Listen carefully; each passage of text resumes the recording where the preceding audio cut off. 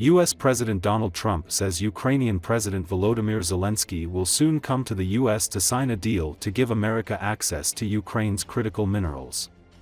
Trump says the meeting could happen this week or next week.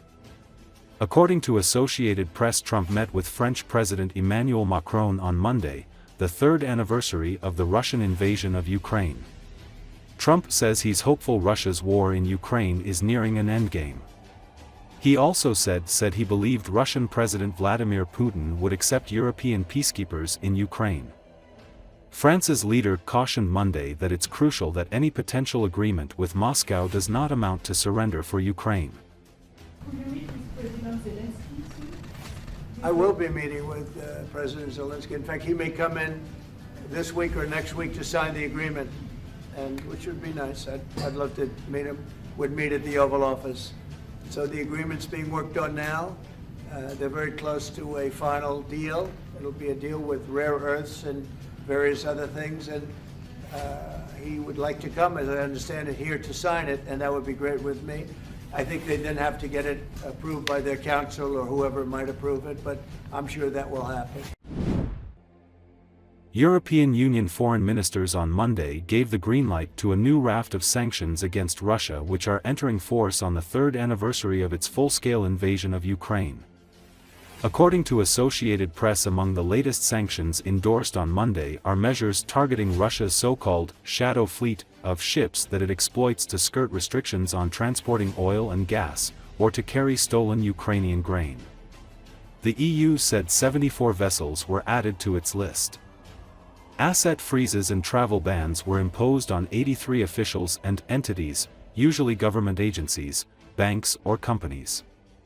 More than 2,300 officials and entities have been hit since Russian President Vladimir Putin ordered his troops into Ukraine 3 years ago.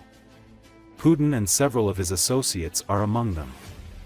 The new measures, which were prepared by EU envoys and agreed in detail last week, were announced as the EU stands sidelined from US-led talks to end the war. The 3-year mark of the war in Ukraine came at a sensitive moment for Kiev as Ukraine's President Volodymyr Zelenskyy navigates a rapidly changing international environment upended by US President Donald Trump's changes to the US approach to the war. The US leader has sought to follow through on his campaign promises to end the war quickly, though his methods for doing so have alarmed many in Ukraine and Europe who believe that his approach is too conciliatory toward Russia and its president, Vladimir Putin. Leaders across the EU, fearing both that Trump's approach to Ukraine would lead to an unfavorable settlement for Kiev and that they, among Ukraine's most important supporters, would be sidelined in negotiation for peace, have rushed to assert their own response to the rapidly shifting environment. Finnish Foreign Minister Alina Valtonen said there is no possibility whatsoever for any other country to negotiate a peace deal on Europe's behalf.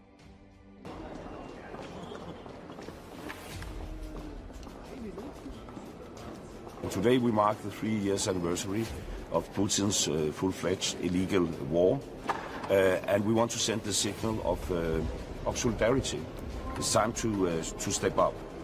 There's a lot of discussion going on about a post-war plan, etc.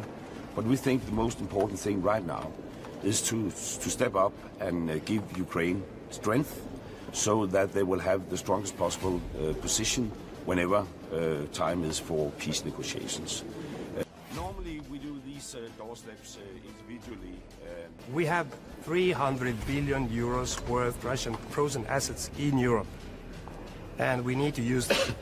So we all support it, that we need to make a decision and use them. So we can replace as well US support if US is still going to decide not to support Ukraine anymore. So we need to give Ukraine an opportunity to decide to fight for their freedom, if there is a need for that. It was Putin who started this war, and he could also end it any day. And a negotiation has to be with Ukraine at the table. There is not going to be anything about Ukraine without Ukraine. And this is also about European security. And because it is about future European security, then Europe also has to be in. There's no possibility whatsoever for any other country to negotiate on our behalf.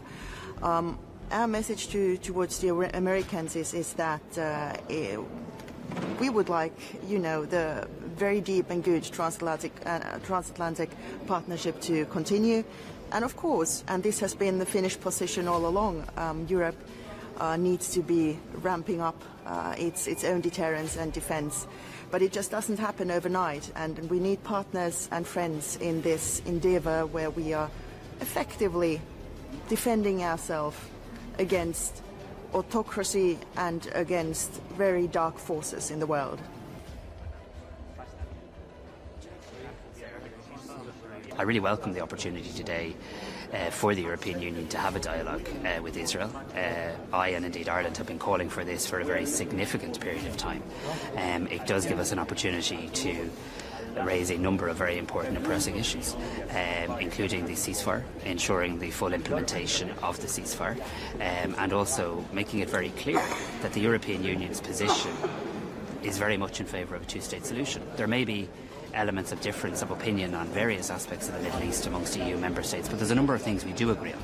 We agree on the need for a two-state solution. We agree on the need for more humanitarian aid.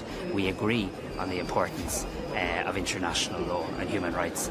And I'm very encouraged that in the engagement we've had across EU member states in recent days in preparation for this meeting, the common ground that has been found, identified and articulated in relation to those